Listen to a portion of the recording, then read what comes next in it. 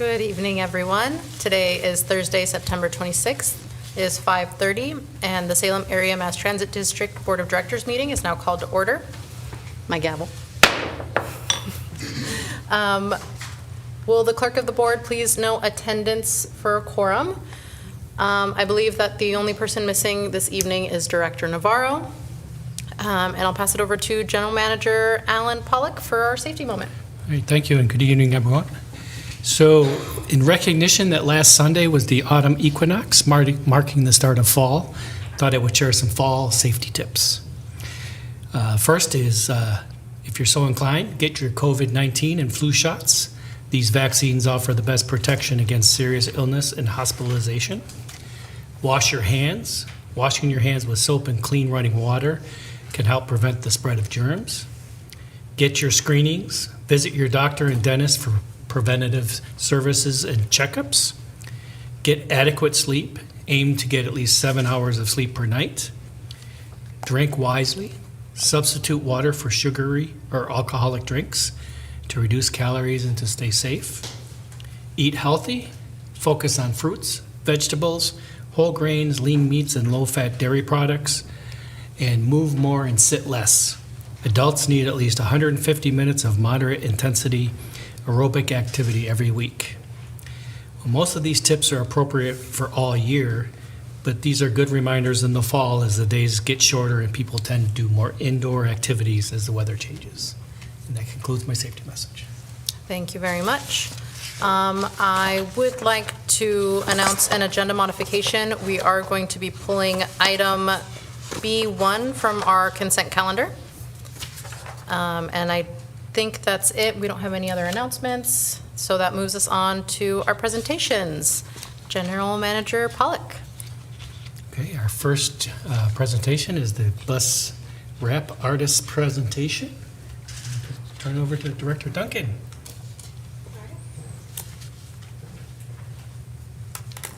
Should I just stay up here, or would you like me to go down to the dais? Dais. Stay up here. Well, The president said to stay up here.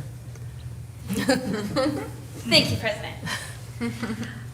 So I'm here to talk about our bus wraps. This initiative started, ironically, because of President Enos Pressy and myself.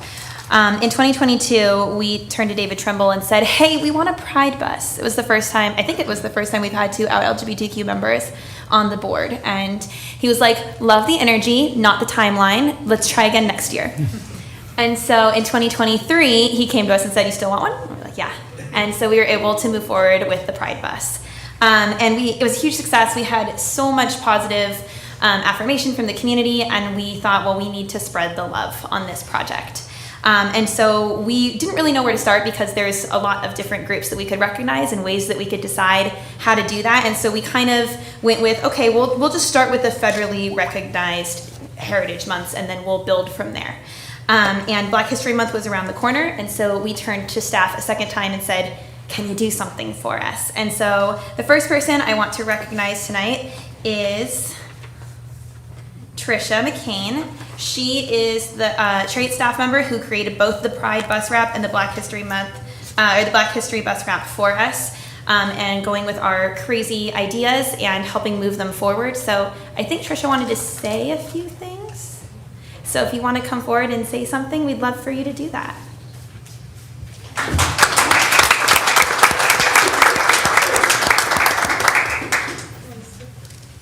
Add show and tell. Yeah.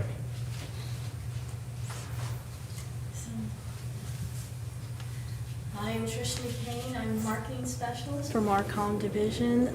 Patricia Feeney is my director-in-chief. I just want to take this opportunity to thank you for recognizing my work here at Cherriots of the bus wrap that I did last year for Pride Month and earlier this year for the Black History Month. My career background as an in-house graphic designer, having worked for a vitamin company designing everything from small vitamin labels to large trade show graphics, and then invitations and collateral for the Arizona Community Foundation, I can now add bus wraps to my portfolio. I also want to take this opportunity to share my creative journey here at Cherriots. Since my first day in February 2018, my thought process of designing for Cherriots like I would a client, I had to research and get a feel for the message the company is trying to communicate. I came to realize that the Cherriots bus is a people mover, and all I could visualize is movement. And then that is when I created the swoosh, and that's what I call it. It shows up in a lot of our collateral pieces. It shows up in your signage on your desk. It started out with my idea of movement. Started out with this postcard. My first design here was a postcard thank you to our for our riders to give our operators. So this was my first idea of movement, showing movement in the swoosh. And then I refined it to the two different, I've got two different versions of the swoosh that I use quite often in my collateral, in our collateral pieces. And also you can see that I've also kind of designed it also into, kind of use that kind of idea of movement in the bus wraps as well. So I'd like to, so this is how marketing collateral gets created. It's always a team effort of collaboration. So again, I'd like to thank you so much for this honor of acknowledgement alongside these other two creative, talented artists that are here also tonight. And I look forward to more challenging creative projects ahead here at Cherriots. Thank you.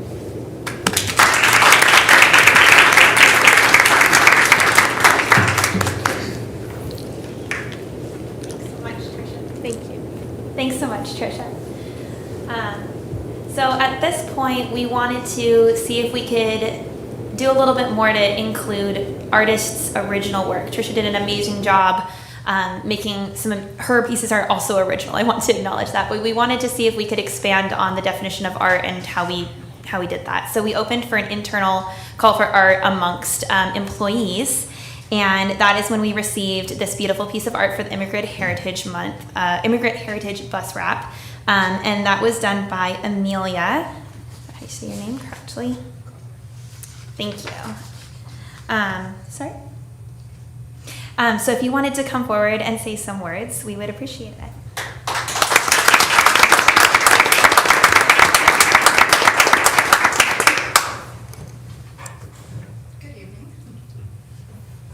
Yes, you pronounced it right. Amelia Crawford. I'm the Benefits and Leave Coordinator here at Cherriots, HR department. And I thought this was a really interesting opportunity to participate in, I don't know, something that has a big impact on the community and within our own organization. So yeah, when they did a call for art for this, I was pretty nervous about it. I toyed around with something for pretty much the whole time, and then I turned it in at the very last moment. Because I didn't think digital art would be acceptable, and I honestly didn't think it was anything that special. So I was very surprised how much attention it got. And it's been a fun experience seeing the bus every morning when I walk to work. It's sitting right there. So yeah, I really enjoy that I got to contribute to this initiative, and yeah, and I appreciate all of the appreciation for it. That's all. Thank you.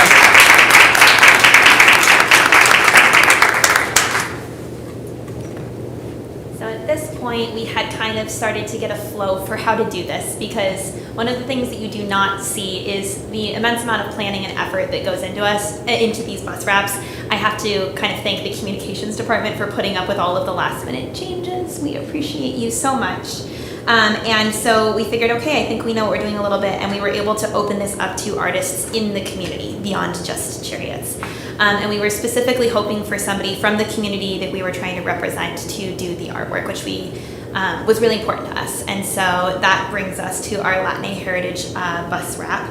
And so if Yasmin would like to come forward and say a few words, that would be great.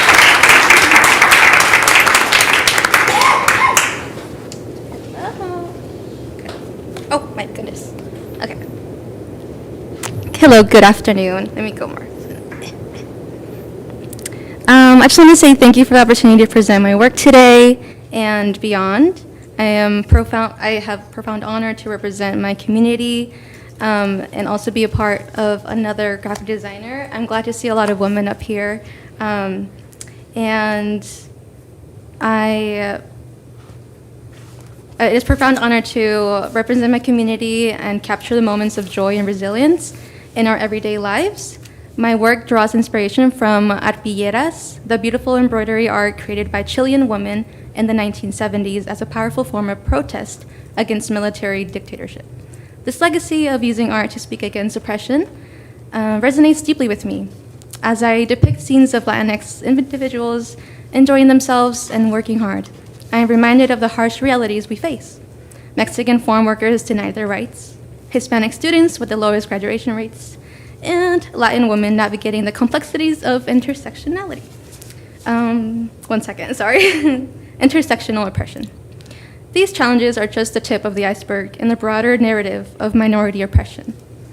Everything is connected. Our struggles are intertwined, and we cannot find freedom for one group without striving for the liberation of all.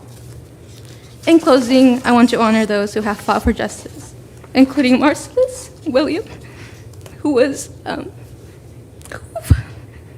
just killed in death row a couple days ago.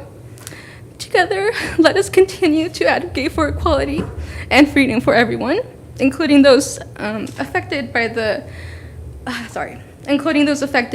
ongoing crisis in Palestine. Thank you.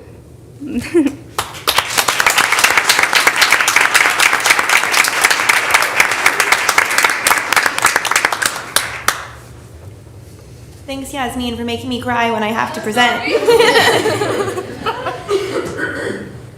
I think this whole project really just speaks to how important art is in all of the things that we do. Every one of us has a different way that we can tell our story, and art is a way to express things without words, with words, involving history, involving our experiences, or how we represent the world around us. And I just really appreciate everyone's effort. Moving forward, we are going to continue to develop the ways that we reach out to the community and involve Salem and the very amazing, diverse people that we have here through our bus wraps and the people that ride the Cherriots buses every day. So moving forward, we're doing a call to art from the schools, and hopefully we will have the opportunity to involve students in the process. We have calls out for Women's History Month, and then we did expand outside of the federally represented Heritage Months because staff asked if we could do Transit Operator Appreciation Month, and who were we to turn that down?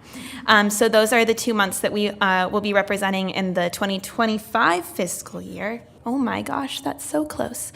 And so I really am looking forward to being able to work with the schools and work with students, and I hope that they're able to use this opportunity to learn about these things and express what they learn through their art. So thank you to everyone who has participated in this initiative and to everyone who will in the future. Thank you.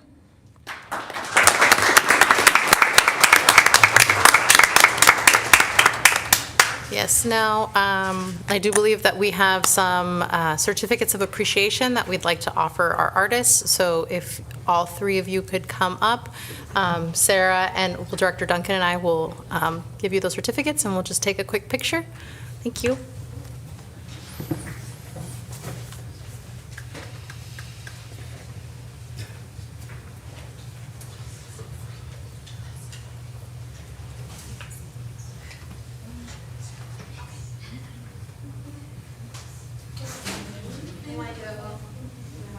Yeah, we'll do a photo wall.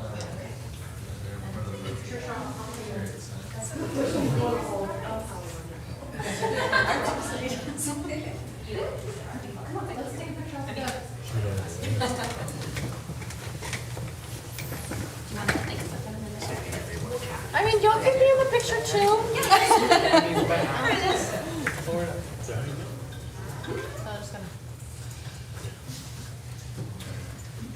Ladies, can I have you come a little bit closer? Perfect. All right, awesome. All right, 3, 2, 1.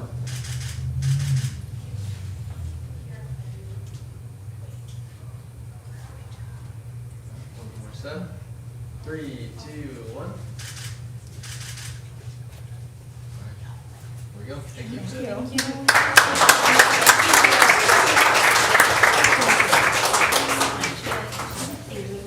Thank you, everyone. Thank you. And thank you for coming. Thank you for coming. That was nice.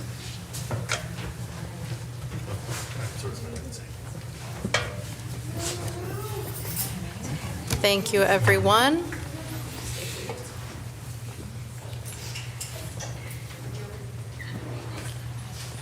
Okay. So that'll move us into the next item on our agenda, which is public comment. Do we have any members of the public present that would like to provide public comment? Or anyone online or on the phone? No? Okay. Bye. All righty, so then we'll move on to our consent calendar. Does anyone wish to pull an item from the consent calendar? As a reminder, it's items A and then items B2, because we pulled out B1. Do we have a motion to approve the consent calendar? I move to approve the consent calendar as amended. Second. Okay, we have a motion from Director Holmstrom and second from Director Davidson. All those in favor, please say aye. Aye. All right. Any opposed, same sign. Seeing none, motion passes unanimously. All right, that brings us to our action items. So action item A, award of contract for category D vehicles. General Manager Pollock? Yeah, I'll ask Tom Dietz, our Chief Operations Officer, please come forward.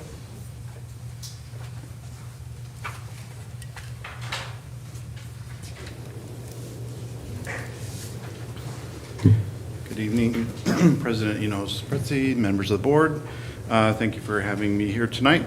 So I'm here to ask the question, shall the board authorize the general manager to execute a contract with Model 1 for the purchase of 2 Category D buses for use in Cherriots local fixed route for an amount not to exceed $535,260.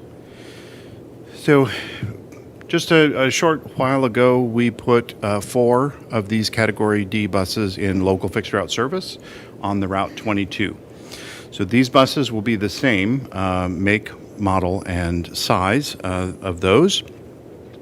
And the purpose for these would be to service routes like 26 and 27 in West Salem, where the big buses now operate. So these are ADA lift-equipped buses, just like the Route 22 buses and all of our larger fixed-route buses. And they could potentially move around where needed, just like the Route 22 buses, and right-sizing that fleet, if you will. So we performed a lot of research before we deployed the 26-foot cutaways on the Route 22. And we feel that the same benefit would apply to the routes 26 and 27, for example, in the West Salem neighborhoods. So the Category D buses, they're a cutaway. They're similar in size, like I said. Specifications, they will be equipped just like a fixed route bus with CAD AVL, the UMO reader, and the like. They are expected to be delivered in the fall or winter of 2025. And the financial implications of these vehicles. So the contract price is based on the Oregon State Price Agreement, procured procedures under ODOT's Public Transit Division. And it is accounted for in the capital projects budget for fiscal 24 and 25. Each bus is a cost of $241,278 and a contingency and upfitting line item of $52,704 for the total of not to exceed amount of $535,260. The project is funded through Oregon Department of Transportation STIF discretionary with an 80-20 grant, a local match, to get us to that $535,000 total. So in closing, staff recommends that the board authorize general manager to execute a contract with Model 1 for the purchase of 2 Category D vehicles for use in Cherriots local fixed route service for an amount not to exceed $535,260. And I'm happy to answer any questions. Director Holmstrom? Yeah, thank you. I think you did say this, but these are cutaway vehicles, correct? That is correct. So Thank they're you. very similar to most of our Cherriots lift vehicles. That is in many correct. ways. Okay. Yeah. I just so folks understand what we're talking about here. Thank you. Any other questions? Director Davidson? You noted in your staff report that this was for local service. Given the constraints on the financing of it, of stiff discretionary, could this be used for paratransit if the need were to arise? It is certainly equipped like a paratransit vehicle, so Okay. that it certainly could be. Okay. Okay. I have Follow-up more question? questions. Yeah. What fuel type does it use? These are gasoline vehicles. Okay.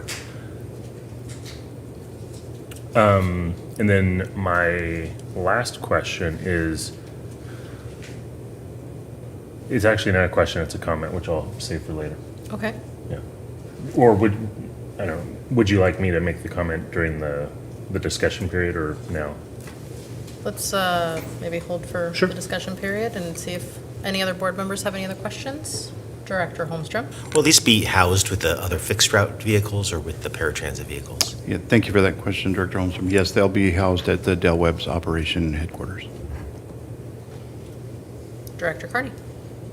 Thank you, President Hinojosa Pressy. I'm interested in knowing, we have heard the comment, I think, as board members, or at least I have, for a long time, some of these buses don't look very full. Couldn't you just run tiny buses? And I know the answer is why that can't be the answer for all routes, but in this case, we're learning that it is the answer for some routes. And it has to do, I think, with access within the neighborhood. Are there other routes where this might be appropriate, and are we considering this as something of a pilot? Thank you for the question, Director Carney. I think we could certainly consider it as a pilot. We're running the Route 22 right now with the same size vehicle.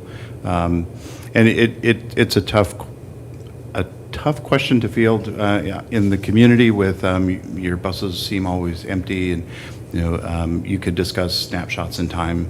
Sure, it's like, but- well, it's empty there, but give it another 5 stops and it's full, or, yeah. Yeah, so I think that we have another project coming up with a colleague of mine, the comprehensive operational analysis, that'll probably answer that question a lot better than I can. So I think I'll let that do its own justice. Thank you. And one more question.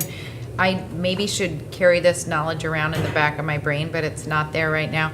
How does the cost for these 2 buses compare to a pair of the 40-foot?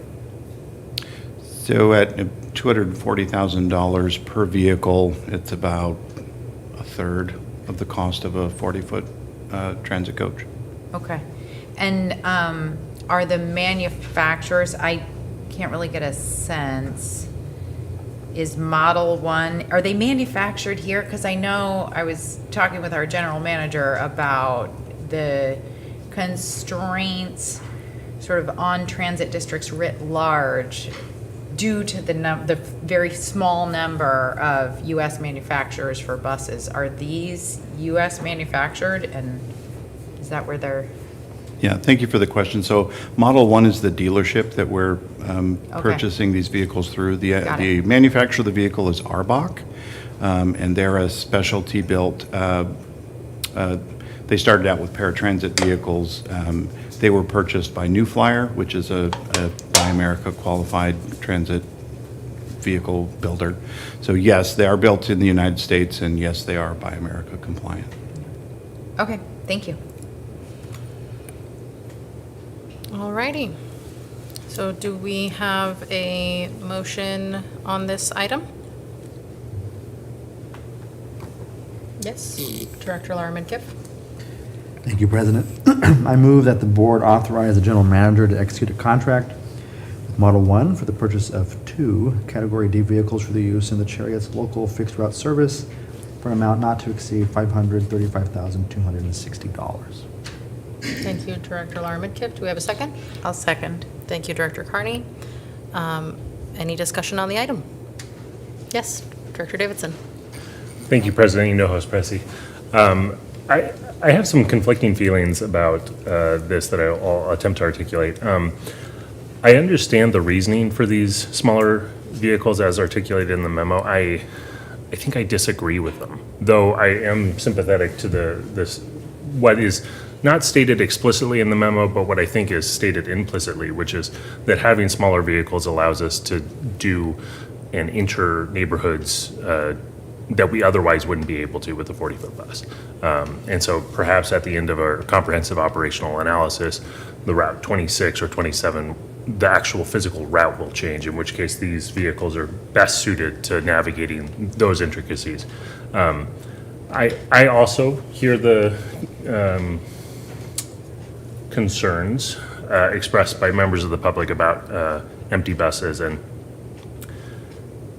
I don't love that this decision is being informed by that, what I think is mostly an uneducated concern. That being said, I will be voting for this this contract. Just wanted to articulate some of my thoughts. So thank you, Director Dietz. Any further discussion on this item? No? All those in favor, please say aye. Aye. Aye. Any opposed, same sign. Seeing none, motion passes unanimously. Thank you. Thank you. Okay, that moves us into item B, award of contract for Climate Action Plan Development Services. General Manager Pollock. Thank you, and I'll ask Bobby Kidd, our Strategic Initiatives Administrator, to please come forward.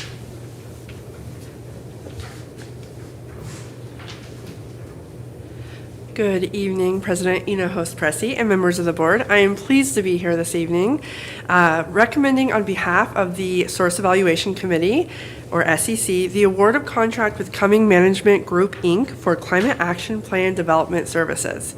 So the development of the Climate Action Plan has been top priority or a main priority for the district for some time. We were able to release the request for proposal, RFP, on June 21st, 2024, and it closed on July 26, 2024. The SEC, consisting of myself, and I'm going to list the others, Brian Hagedorn, Brian McCowan, Chris French, and Dave Steele. I would like to give them a big shout out for their thoughtful contribution this summer to the selection. We spent August reviewing and scoring all 3 responsive proposals, and then we interviewed the top 2. I would like to again say a big thank you to the Source Evaluation Committee and the Finance Division and PMO. Based upon this extensive process and the qualifications evident with the consultant, the SEC is recommending Cumming Management Group, Inc. to the board. So Cumming Management Group stands out for several reasons. First being their 28 years of experience with public transportation, including transportation agencies, you might know them, TriMet, King County Metro, LA County Metro, and many others, including MTA, many in California, and lots of cities around the country. The second reason why they stood out is they have an extensive and highly qualified staff that was super evident in their proposal and interview. The third reason, many examples of similar projects delivered on time and within budget, which is very important to the implementation team. And 4, their overall approach to our scope, including the communication piece, which exemplifies the vision that we have when engaging with the community and stakeholders. So the next steps, if entering the contract is approved, would include a kickoff meeting with internal stakeholders. The voice of the board will be an important part of this process as well. There will be opportunities for the board to engage as we develop the district's first comprehensive climate action plan with actionable reduction goals and mitigation strategies that benefit our employees, our riders, and our community. So with that being said, the SEC recommends the board authorize the general manager to enter into a contract with Cumming Management Group, Inc. for an amount not to exceed $111,000 and $150 for Climate Action Plan Development Services. If you have any questions, I am more than willing to answer. Thank you so much. All righty. Any questions? Director Holmstrom? Thank you. So, just to be clear, the scope is to do some outreach, some development of a plan document. Is that the idea here, that there would be a plan that then the district would have and then be able to operationalize over time? Absolutely. Thank you Okay. so much for the clarifying question. And some of the work, I think a lot of the background work and some of the data collection, that's already happened, is that correct? We did the greenhouse gas emissions inventory in 2022, so that's going to be part of the baseline data. But along with this, this consultant, is they have a lot of data that we would be pulling together, or that they're going to be helping us pull together, and then from that data be able to identify specific strategies that the district could implement in order to reduce greenhouse gas emissions. Okay. As someone who, works a lot in acquiring planning services from professionals, I think you're potentially getting some good value here. I mean, it's not a very, things have gotten more expensive. And this is not a lot of money to do, I think, what you're talking about. So either getting a good value, or I don't understand the scope altogether, what they're going to be doing. So good job. Thank you. Thank you. Any other questions? Director Laura Midkiff? Thank you, and thank you, Administrator Kidd. Just very quickly, what is the timeline for this project? When the contract is implemented or signed, it's a 12-month period for the development of the plan. That does not include, of course, the implementation post 1 year. But the goal is 12 months, or that will be what we're striving for. And do you have a sense of when you mentioned there'll be engagement from the board, but when would that start happening? That would be near the beginning, because we would definitely want input near the beginning, as well as stakeholders from inside the district. Part of our scope was asking for help with the process of external stakeholders as well, so community partners, and including the city of Salem. That was mentioned explicitly in our scope. So, and then throughout the process, I think checking back in with internal stakeholders, the board, external stakeholders would be a very important part of it. Thank you. Okay. Seeing no other questions, so Director Davidson. Thank you, President. So once the contract's signed, there's the 12 months of development of the plan. Did the scope outline how long of a timeline the plan would be for? Like, is it a 5-year implementation? Is it a non-time limited period of time? It's a phased approach. Okay. So that would be year one, probably then, year 1, year 2, and then 3 to 5, and then beyond. Okay, great. Thank you. I'm going to pause for any other questions. If not, all right. I'll make the motion. I move that the board authorize the general manager to enter into a contract with Cumming Management Group, Inc. for an amount not to exceed $111,150 for climate action plan development services. Seconded. And we have a second from Director Laura Midkiff. Any discussion on the item? Director Kearney? Thank you, President Hinojosa Pressy. I just want to signal my extreme excitement and enthusiasm for this plan coming to fruition. I feel like we have waited quite a while as board members to get to a place where the district was ready to take action and move forward with this. So I'm very enthusiastic to see this item coming before us. Thank you very much. Thank you. And Director Davidson? Thank you, President. I just wanted to express my gratitude both to you, Administrator Kidd, and then the rest of the Source Evaluation Committee. Having served on one of those, it is a lot of work, and I imagine it was a lot of work on top of all of your ongoing duties. And so thank you very much. From what I could gather, both from your memo and the comments you made this evening, it was very thorough and comprehensive, so thank you. Thank you. Appreciate it. All right. Any other comments? No? All those in favor, please say aye.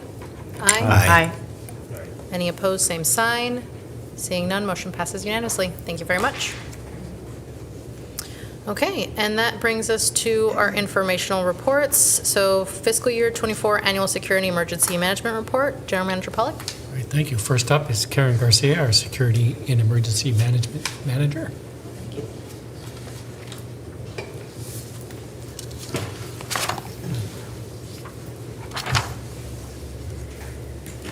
Good evening, President Hinojosa Pressy and members of the board. As already stated, I'm here to provide the fiscal year 23-24 security and emergency management report. So just as a reminder, we have a number of contributing parties to our security and emergency management efforts here at the district. And I will go through each of these four, but we've got, Cherriots, Salem Police Department, and our two private security contractors, PPC and DPI Security. So with the district, we have 3 positions in the security and emergency management department. My position as the manager, and then we have a security coordinator and an emergency coordinator that specialize in each of those 2 areas. Our first private security contractor is PPC Solutions. This is their first year in contract with us in this fiscal year report. That contract started June 1st of 2023. So this was a whole new contract for them during this reporting period. They provide the security at the transit centers downtown and at Kaiser and out in the system on board buses.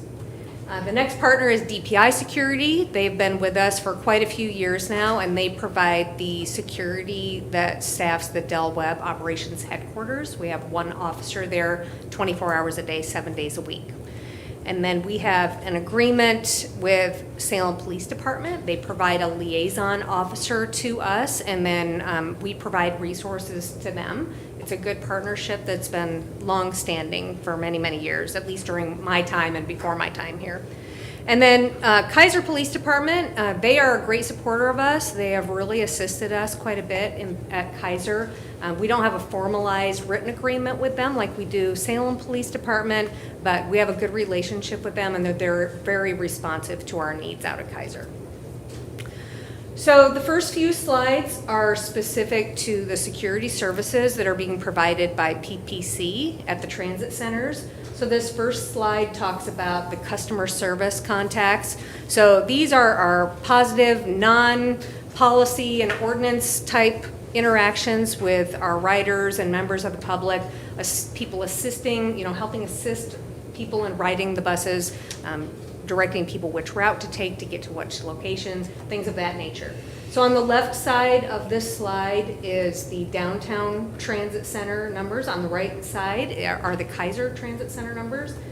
The blue is fiscal year 23, and then the red is fiscal year 24. And as you can see, especially at the downtown transit center, we had a lot of engagement with the ridership during this last year, significantly higher throughout the entire year than the previous year. So that is a good thing. I think part of that was the fact that it was a new contract. They were really trying to understand our services, and the ridership was increasing during that last year as well. Ordinance warnings. So again, on the left side, we've got the downtown transit center, and on the right, the Kaiser Transit Center. So our ordinance warnings are the public education, I'm sorry you can't ride your bike here, you can smoke in this area, but not here. Those types of interactions with our customers, just reinforcing the behavior expectations while they're at the transit centers and interacting with the service. And then this graph reflects the incident reports that were submitted by PPC. These graphs and numbers do not include incident reports that are submitted by other departments in the organization. This is just the security department and security services contractor. So again, the left side, downtown transit center, the numbers were higher than what you saw the previous year. We'll talk a little bit more when I get to the slides on police interactions and requests for police services.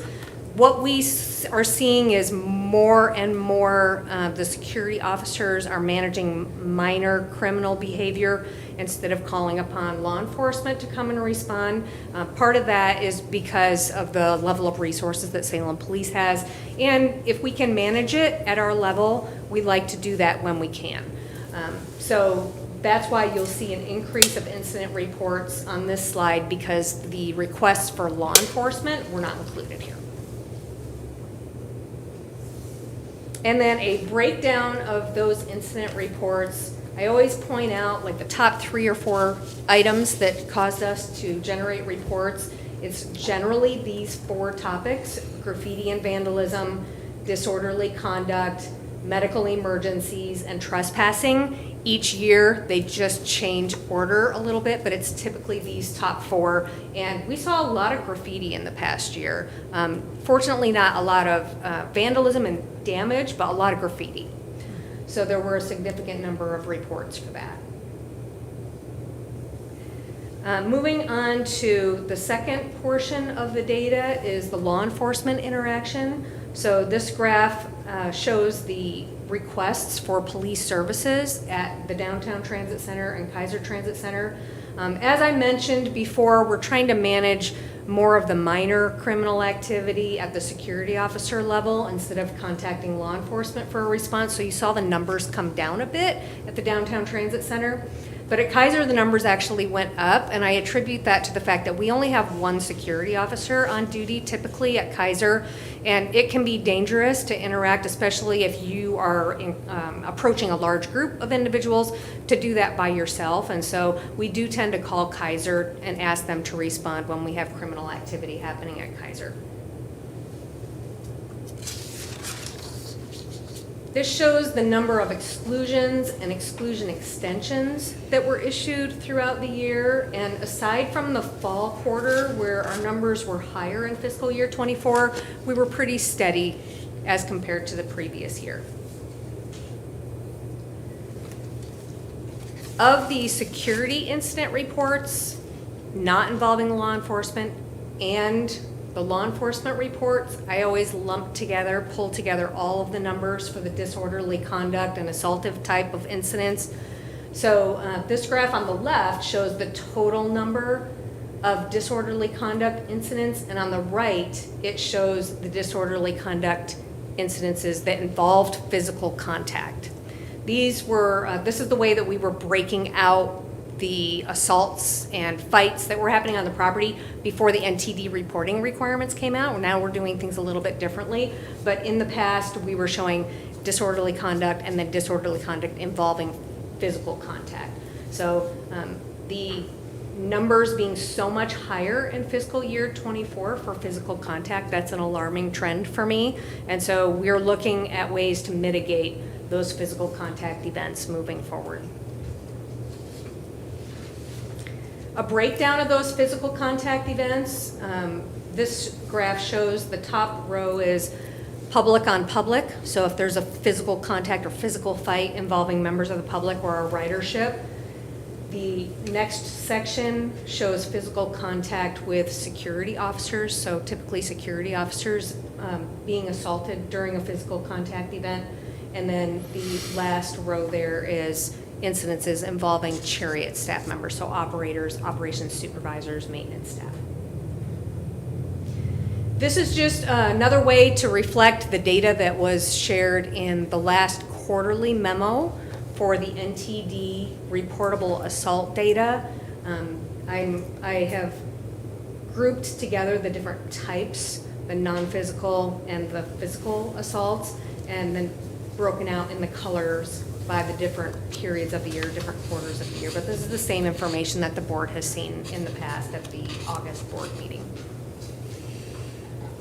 So in fiscal year 24, we were pretty busy as a department. We did a very large facility camera capital project that replaced all of the cameras at the Downtown Transit Center, Kaiser Transit Center, and the Del Webb operations headquarters.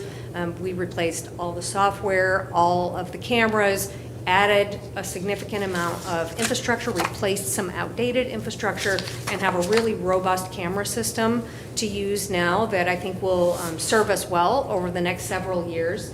That was a big lift, but it was a successful project, and we got it done by the end of the fiscal year, which is always a plus. And then we also made quite a bit of progress on our Del Webb fence and security enhancements project for the Del Webb operations headquarters. We worked through the design elements with the McDonald, who is our consultant. They are helping us with project management, and we had a survey company come out and survey the property so that we could provide those survey reports to the engineering firm. So we are now in the engineering phase of that project. We just kicked off the task order for engineering. So I see some good work happening in the coming year on that project to keep that one moving forward. Also, in the past year for emergency planning projects, we always do earthquake preparedness. The district and the county always partner to do the shakeout in October, which is coming up. We'll be doing that again this year. There was also a significant amount of work by our emergency coordinator this year on building evacuation training, making sure that staff are properly trained to sweep areas during an evacuation event to make sure everyone's out of the building, and then working with designated staff to be the incident commanders who would be the reporting headquarters during an emergency event and then be the liaison to responding fire departments or law enforcement. So there was a big lift there, but we got a good program up and running. We've had one here at Courthouse Square. We just needed to practice it a bit more. But at Del Webb, there was quite a bit of work that needed to be done, but that's been very successful. We actually did an evacuation drill there today, and it went very well. Also, the annual update of the Winter Operations Plan, which is right around the corner for us as well. We had Emergency Operations Center activations due to winter weather, and I don't know how anyone else in the room feels, but I hope we do not have to activate due to ice this year. Snow, I'm on board with, but I can do without some ice this year. And then we also had the Continuity of Operations Plan refresh project, which was a 15-month-long project that we were able to finish out with a tabletop exercise that was very informative for next steps for continuity of operations planning. And then some good work in collaboration with the local fire departments, Salem, Kaiser, and Marion County, on battery electric bus infrastructure, emergency response, training them on emergency cutoffs and how to properly respond and the types of events that could happen with the battery electric bus infrastructure. So it was really key for us to get that in place because it's new for them. We found that many of those departments had already received quite a bit of training on electric vehicles, but to be able to actually come to a bus, actually see it firsthand, that's really, really going to be important if we do have any kind of event. So I'm grateful that they were able to partner with us on that. And then initiatives for this year and fiscal year 25. As you know, we have a new safety and security division. So we are excited about the hiring process and hope to have a chief safety officer on board sooner rather than later.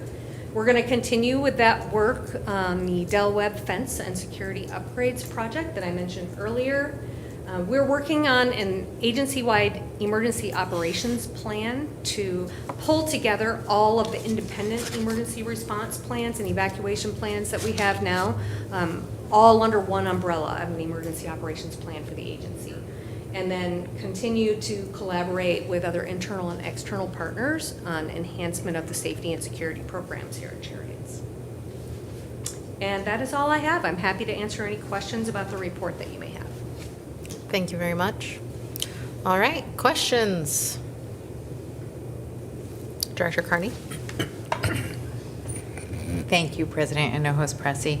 I am curious, when you talk about your emergency planning projects in fiscal year 24, I can envision winter operations and ice and snow and what a building evacuation might be.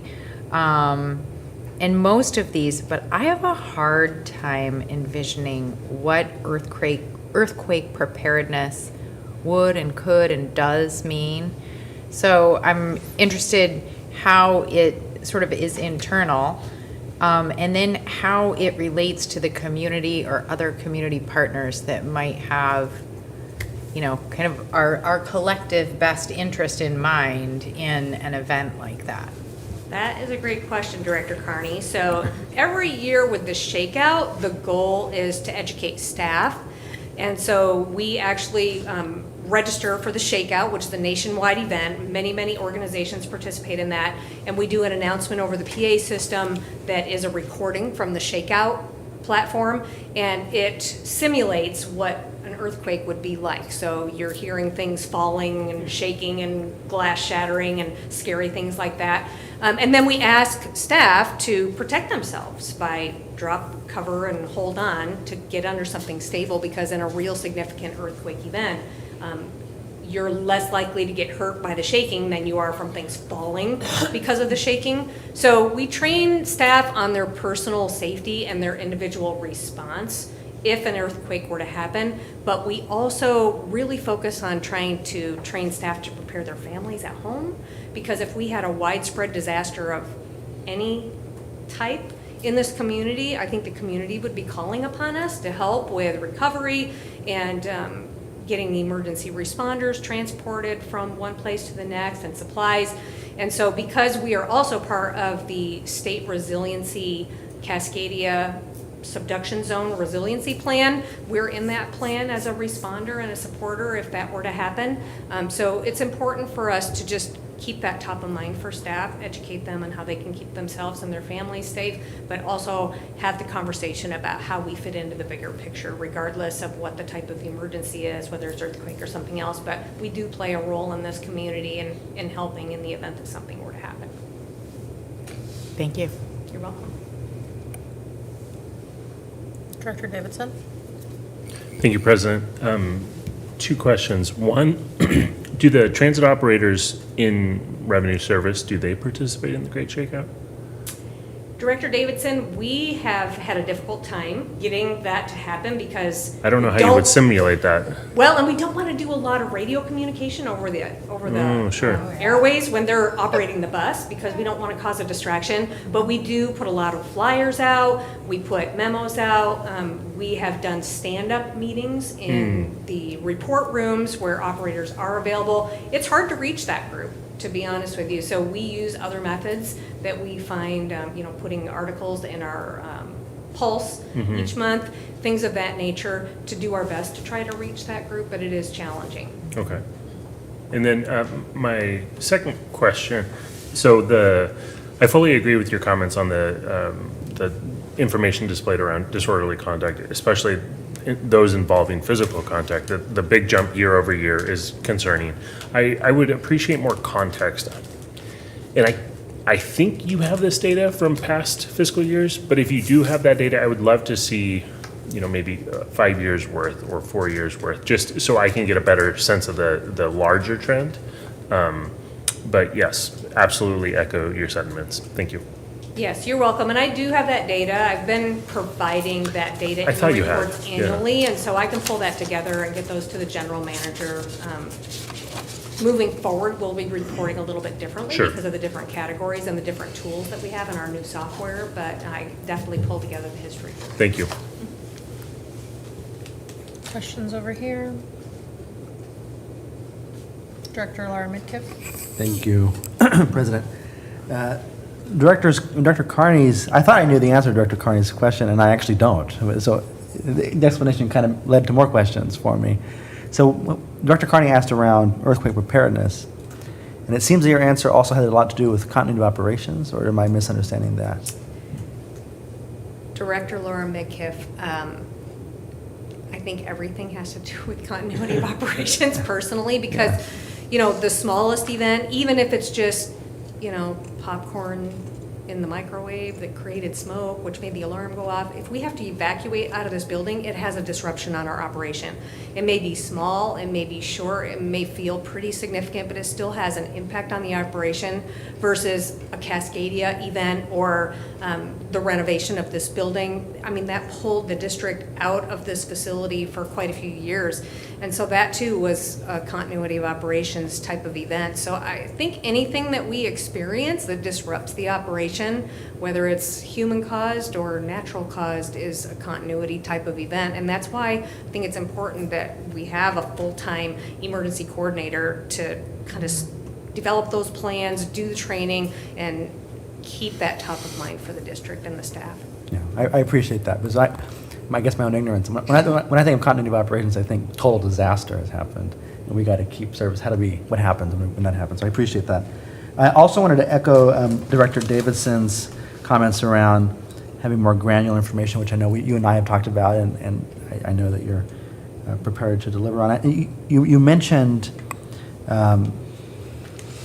beginning to implement some strategies around the increase in mitigating physical contact, and I would ask you to, if you would mind elaborating on that a little bit for us tonight. We have a safety committee that meets twice a month. Once a month, they talk about safety issues, and the second meeting of the month, it's all security. We actually refer to it as the security committee meeting, even though it's the same membership. But we've talked about ideas in that group quite a bit because we have transit operators and maintenance staff in there. And, I like to hear their perspective because they see the world differently than I do because I'm not in a bus driving. I'm not in a community every day. So we have talked about everything from barriers and if our barriers are effective to more de-escalation training to how can we equip the supervisors to respond with more tools. How can we work with our security provider to be staffed at a level that would allow us to get our mobile patrol up and running? So we've thrown around quite a few ideas and some are still developing, but I like the broad membership of that group. Not that that's the only place that we talk about it, but that is a significant topic of conversation when we meet on a monthly basis. Thank you. Okay. Any, Director Carney? Thank you, President Hinojos Presi. Just this ongoing conversation is reminding me of a conversation that President Hinojos Presi and I actually had the privilege of being part of with somebody else who was attending the Latinos in Transit Leadership Conference a couple weeks ago. And this person traveled around helping different transit providers figure out how they're going to be ready for the World Cup, how they're going to be ready for Taylor Swift and a sports game on the same night. And I imagine we didn't talk about this aspect of his work, but that would take more than just transit. Those are problems that transit alone cannot solve because there's, or these campaign, situations where there's like security perimeters and so you're rerouting things, but that's like a conversation between you and some security perimeter person. And so I'm wondering, are we or how are we participating in any kind of a regional preparedness or regional emergency planning group if there is one? I'm not aware of one, but I do have contacts at Lane Transit and at TriMet that we pretty frequently interact with. I think that it's a great thing to bring up though, because if we did have a widespread event, I know that collaborating, some people have resources that we don't, or if some other agency had some kind of damage that we did not, we could help support them. And I know one of the things that we are really going to discuss with the development of the emergency operations plan this year is formalizing more of our agreements. We have a lot of, I'm going to use probably an old outdated term, but gentleman handshake type of agreements that have been longstanding between us and the city or us and a church to use their parking lot. And we want to formalize those relationships and get them on paper because we find that people leave. And agreements that were made 10, 15 years ago, there isn't anyone at that location that has that information anymore. And so it's really important for us to memorialize those. And I think that not only reaching out more to the local community, but expanding that reach to the region would be a bright idea for us. Yeah, and I think more specifically, my question was about these local partnerships like Salem PD and the local fire departments, right? You've collaborated with them on battery electric bus. I was just curious if there was sort of a hive mind at work, on the Salem what if. What if Taylor Swift comes to Salem, Oregon? How are we going to be ready? If there isn't one, director, we'll have to create one and just invite everyone along. Thank you. Okay. Well, thank you very much for your presentation and all the super important information. Thank you so much. Thank you. All right, so that moves us to our next informational report, the fiscal year 24 annual performance report. General Manager Pollack. All right, next up is Shofi Ul-Azum, our Chief Planning and Development Officer.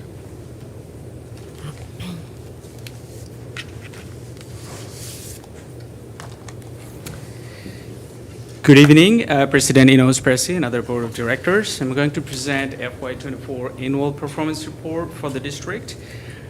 Starting with the overview of the presentation, trying to give the system performance summary and some of the key programs that we have, and an overview of what's going to happen in FY25.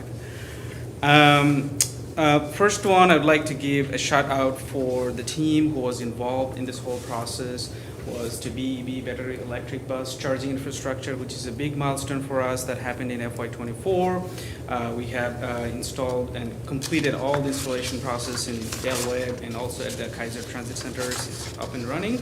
And good thing is we actually had our first electric bus in service today. So a lot of good stuff. The fare structure unification, this happened also back in August of last fiscal year in 2023. So this allows us riders to go from Marion and Polk counties to the same fare, so which is also another big milestone. One of the key things that we try to address is to bridge the data gap. We need some essential data to make some good informed decisions. So to do that, we brought a consultant on board for a one-year pilot to gather those information. So, and we have got some really good information out there, like we reported on-time performance for the first time, so for our local fixed routes. And it also has some other good benefits for the planning and also operations team. And looks like, I don't know why this is the last one. We launched Route 22, so maybe it is a surprise. Back in May, we had this new route launched in Kubler. It's called Kubler Link. Ridership, although it's a slow start, but it's in the rise, and we're hoping that in this fiscal year we'll have more ridership as people are getting more familiar with the system and also the routes. And another fundamental stuff that we need and every agency need is the functioning CAD AVL system. We brought a consultant on board this fiscal year, and then we're in the deployment process. Hopefully in the FY25 we'll complete that. So, and this will also give us some essential information and data about our systems, and this will help us to improve our planning process as well. And board approved our Title VI plan, coordinated plan, and 5310 program management plan in the last fiscal year. And some key parameters, I know the ridership is one of the things that we really focus on, but it's not the only thing to measure any performance for any system. In the last board meeting, there was some presentation about how the community values that we bring and customer satisfaction survey. That kind of reflects why the ridership is going up. So in the FY24, we had about 3.5 million ridership across the board in all different modes of service. And our fixed route is still the backbone of the system. About 95% of all trips was in the fixed route, not a surprise. And this graph shows like pre-COVID and how ridership on the wane declined significantly, and then looks like we are above the pre-COVID ridership for the fixed route substantially. And this year, this fiscal year, we had pretty good gain. I mean, ridership was nearly about a decade ago. I think we had this 3.2 million ridership. So we're catching up, and ridership is increasing. And part of that is not just the frequency of the service, but also all our operators' behavior, and it's in total. So I think everyone deserves a huge shout out for that. And this is the ridership trend it's kind of like I try to show the seasonal variability, and it's not a surprise that some of the months, like in June, you have high ridership, and then like in December, not so much. So nothing significant, but just wanted to show you how ridership varies across the month. In the report, we provided for route productivity information, ridership or revenue hour for pretty much all the weekdays, local routes and regional routes. So I'm not going to go over those for each one of those graphs, but I'd like to focus on some findings, what exactly that means for us. One of the key things from all those graphs is there is an increasing need for frequency, both in weekdays and the weekends. And especially if you look at those, some of the routes like 19 and 21 consistently exceeding the targets for both weekdays and weekends. And there is still more demand for that. And we can probably start with the weekend service because that requires minimum infrastructure or maybe potentially no less driver either. So if our budget allows, I think we can start with the weekend service first, and especially starting with 19 and 21 because those are the two routes that have been exceeding the targets significantly, and there is still more demand on that. And also same is true for the weekday service as well, but for that we require more buses and maybe more operators for that. But over the time when we have the money, then I think we should also focus on the weekday service as well. And at the Swiftly, that's the tool that we brought up on board to get some of the information for our service planning purposes. And this is for the local service. And you may see like our target for OTP stands for on-time performance is 85% or higher. And for our local system for FY24, we have pretty good 89.4%, which is good. But I'd like to show you like some breakdown, like what it means. I don't know if you can read that, but this is the breakdown. With this tool, we have the ability to break down all the routes and different time of day and how many of those like on time, early, and late. And also this gives us an opportunity for our operations and transportation team to work with the operators, especially the operators who are leaving early, those time points, so that's easily fixable. And since we have this tool on board, our transportation team is working on that, and our goal is to reduce those early departure, because once you can eliminate those, that will fit into the on-time performance, which will ultimately improve our on-time performance as well. And a couple of things I'd like to highlight here is Route 11. You may see there's about 17% of those are late, and this is one of the routes, you have the highest number of ridership and also the maximum length. And the on-time performance is actually low, and it's kind of like tells you the story of, and this is also the same corridor in the Lancaster Drive that we have the project traffic signal priority. So hopefully once we implement that system, that will probably improve the on-time performance a little bit, so we can move faster than we are right now. And I think I mentioned it before, we will do comprehensive operations analysis in this fiscal year, so that will deep dive into this further to figure out what would be the best way to improve that, maybe just increasing frequency or maybe exploring some other way of service so that we can move more people but on time. And for Route 9, it's not a surprise. We have a lot of rail crossing over there, so that's why that route has been an issue for a while, and it's a known issue. That's why you see those higher percentage of late for those.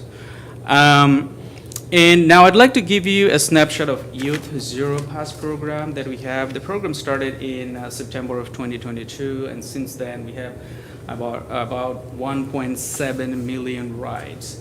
And if you look at year-over-year youth ridership, is about 240,000 more compared to the last fiscal year. And interestingly, I was looking at the total ridership for all modes, 3.5 mil, and only the youth ridership is about 1 million a year. So you have only 1/3 of those total riders are youth, so which tells you like how successful this program is, and would like to continue this success story. This is our Cherriots lift service, and all good stuff. The on-time performance, we're about to hit the target of 91%. We have a new system VIA in this last fiscal year. So when we started, it was like on-time performance was 81.3%. So it increased over 91% in the end. But on an average, we have about 89.5%. And now people are getting used to, so it's in the increase. And rides per revenue hour, which is the productivity metrics that we use, so it's on the rise as well. It was 1.8, in the range of 1.8, so now we have 2.3, which is pretty good, and it's also increasing. and no ADA complaints. So that's another big thing that we always prefer to have in that zone. And overall, we provided 100,000 ridership, and then which is about 25% higher compared to the last month. And one of the key things that I think I would like to give a shout out to the contracted service manager and the whole team actually, which is 64% of those are shared rides. So that means more than one people moving. And this VIA tool allows us to customize those trip planning. So that's one of the key things that if you have the right tool, then you can do a better job. And that 4.8% is the customer rating from the app, which is about 92% of those people gave us a 5-star rating. The Cherriots band pool program, I'm not going to give a lot of details. The next presentation, Kiki Doman will provide an update and some data on that, so I'm going to pass over that program update. And here are some safety and reliability updates. It's more of transportation team and maintenance team, what they do. And two key KPI that we track on that area is preventable accidents per 100K miles. The goal is less than 2, and we have pretty much for local system and regional system way below 2, which is our target. For the lift service, you see there is more than 2.35, and the reason is previously in our vehicles, lift vehicles, there was no monitoring system. So the MTM is installing a system called Motive. So this way, if there is someone speeding or hard braking, all those things, so that system will immediately inform MTM so that they can work with those operators and improving the behavior. So we strongly believe that once we implement this, hopefully they're going to complete the installation mid-October, so within a few weeks. So I hope that it will significantly reduce, because then you have better monitoring system, and it's more of changing behavior so that they can improve their behavior while they're driving. The road calls per 10K miles, I think pretty much we have hit targets for all of our services, local, regional, and Lyft. And another huge shout out for the maintenance team, and like we have achieved 100% on time, like inspections are done. What does that mean? The vehicles are available for service. So 100% sounds, it looks pretty neat, and it takes a lot of hard work to achieve that. So huge shout out for the team. As I said, I think a lot of stuff are ongoing, and FY25 is going to be busy. So first one is battery electric buses. I still say will be in service, full deployment. We just have one bus in service, but full deployment we're expecting in FY25 later this year.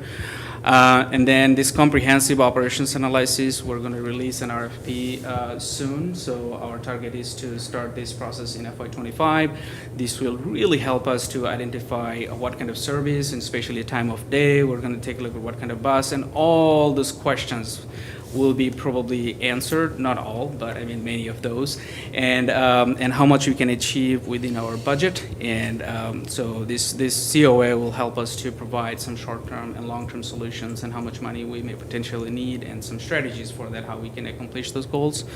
And we have released an RFP for shared micromobility feasibility study. It's on the street now, so we are hoping to complete that report and then probably present the next step for the board to make a decision on.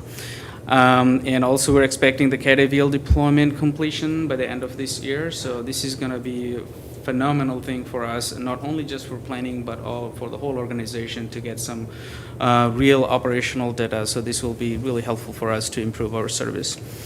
And the TSP system, hoping that sometime in FY25 we can go live with the Lancaster corridor. And then South Salem Transit Center is work in progress. So hopefully in FY25 we will continue the final design process, and it's a multi-year project, so we'll continue that process. I'll take any questions you may have. Wonderful. Questions? Okay. You seem like I'm like asking you to ask a question. I'd be happy to ask. Okay, Director Laura Midkiff. Thank you, Madam President. And thank you for your presentation. Just for everyone at home, when we're talking about on-time performance, early and late is what compared to the So early is anything before schedule time, so 0 to 5 minutes is still on time, so after 5 minutes, yeah, that's late. And same for late? Yeah. Yeah, okay, thank you. Director Davidson? Thank you, President. I don't think I have any questions, but I did want to make an observation that you noted that the Route 16 and Route 23 are overperforming. And I mean, there's probably many reasons why that's occurring, but it's notable to me that both of them about a high school, West Salem for Route 16 and then North Salem for Route 23. And so this is all to say that I'm very excited to see what the comprehensive operation analysis says on a number of things, including how now functionally a third of our ridership are individuals under 18 and how that may dictate what our routes should look like in the future. So very excited. Thank you for all the work that you've done, your team has done, and it sounds like the whole agency has done. So thanks. Any other questions? No? Wonderful. I mean, y'all are just such a board full of questions. That's why it surprises me, but I guess whenever we have a presentation with this robust information, all the questions are answered. All right, thank you very much. I appreciate your time. All right, and that brings us to our FY24 Annual Commuter Options Program Report. Director. Next up is, thank you. General Manager Pollock, not Director. Kiki Dolman, our Commuter Options Coordinator, is next up.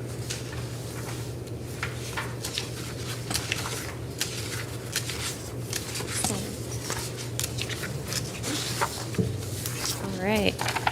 President Enos Pressey, members of the board, thank you so much for having me here tonight. I'm excited for the opportunity to present the FY24 Annual Commuter Options Report. All right, so tonight I'm just going to go over briefly what the Commuter Options Program is all about. And then we'll just kind of go over just some of the fun work and activities and tasks and projects that we did in FY24. And then just move on to the discussion portion where I'll be happy to answer any questions that you may have. All right. So, since last I presented here, I'm excited that the Commuter Options Program is now in the wonderful Planning and Development Division. So it's been just a lovely year in that division and just learning all things transit and how TO aligns with that. We all know that, but now it's very, very dedicated and intentional time. So it's been really, really wonderful experience. So just an overview that the Commuter Options Program is a grant-funded program. So in that photo right there, you'll see like kind of the darker red. That's our program footprint, essentially. So we serve folks that live and work and travel within the Polk, Marion, and Yamhill counties. So I mentioned that we're grant-funded. So our TO program is funded through federal grants provided by our local MPO, also known as the Mid-Willamette Valley Council of Governments, and then also the Oregon Department of Transportation, ODOT. So basically our program really tries to focus on helping people find the best and the most viable transportation option that best fits their lifestyle. And so through that, and we do a lot of outreach and education with our community, but we also really rely on our strong community partnerships to do all of that. So we focus, so it says commuter options, so of course the commute, but we also focus on all trips as well. So outside of the commute, whether it's accessing grocery stores or community resources or medical facilities or school, like we really focus on all trips. So therefore our target audience is everyone that likes to travel in some type of way. And we do our best to find that best transportation option that serves them. So our Commuter Options Program work plan. So these are the priorities and outcomes that are identified in our work plan, and they kind of drive all of our tasks and projects that I'll be talking about tonight. So, I did previously just mention that we really focus on a lot of outreach. So specifically, active and multimodal safety education is, trying to keep everyone safe. That's a huge priority. We're also always thinking of ways to expand micromobility and how we can help serve that first last mile with transit. Also to grow the van pool program and to improve access to all transportation options always. All right, so priority of education outreach. So happy, so this last year, so we have our local bike map, and I believe our last revised or revision of our local bike map was in 2017, so it was time. And so it was really exciting. We had some Cherriots staff, a planner, and myself, and we also tapped into our amazing partnership with the Council of Governments, and we were able to really kind of just focus on what we needed to enhance and what we needed to update on the bike map. The previous bike map featured the 3 counties, which was a wonderful resource, and it kind of just showed the crazy amazing bike network that we have throughout the Willamette Valley, but we really wanted to focus on a really intentional resource for the Salem-Keizer residents as well. So with that, we came up with the Salem-Keizer bike map. So we simplified the map area. We're really proud of it. We're really excited that we felt like it's a little bit more consumable, easy to read. It also, because it's a little bit more of a targeted area, we were able to also enhance the detail. So we also have a little bit more of the incline details in there. We also were able to add transit resources in there as well, like safety resources and how to use your bike on transit. So we have links in there in the narrative portion, of course, all the safety tips, all the things. So we were really excited with how it turned out. Oh, and then we also, with that, we printed 2,500 copies, and so that is all out in the community as well. You're able to find the map at all the local bike shops, community resources like Travel Salem, all the cities, the county offices. So we're really excited that it's out there. Community partners are helping us distribute them, and then of course they're always here on our sites here at customer service as well. And we pretty much always have a copy with us in all of our community outreach events. All right, so the Youth Zero Pass program really opened the door for a strong ongoing partnership with the Salem-Keizer Public Schools. So last time I was here, and I presented the FY23 annual report. We were just wrapping up this project, so I know I reported on it, but we did a lot of work in FY24 for it too, so I was really excited to also show that. So since then, we were able to develop and create a fully translated video into Spanish. So we have that as well. So before school started in last year, we were able to distribute both versions of the video in all of our social media platforms, as well as all of the Salem-Keizer Public Schools platforms, like social media platforms, as well as their communication channels with the parent network and the student networks as well. We did presentations at schools featuring the video, and just as a reminder, the video kind of goes over rider etiquette, safety tips, how to load and unload a bike. Because we took so much footage last summer when we were filming the video, we also were able to update the video for this year with the changes with the UMO, with students utilizing UMO, which was just wonderful. So we also were able to update the video so it's still a wonderful resource and usable tool. And so, and then the pictures there, I just always love looking at because, well, the littlest one, I have a little, he's my son, so I always love seeing that. But all the folks on the bus are high school theater group. And so they were able to partner. So the Salem Kaiser Public Schools were just wonderful to work with. They coordinated students to be able to be in the video and then also partnered with promoting it as well. So it's just been just a great partnership. All right, so also in FY24, we, in partnership with the board of directors here, thank you, we were able to come up with a wonderful tri-transit campaign, which is aiming to engage community leaders and raise awareness about the crucial role of safe, accessible, and reliable public transportation in community planning and also policy. So,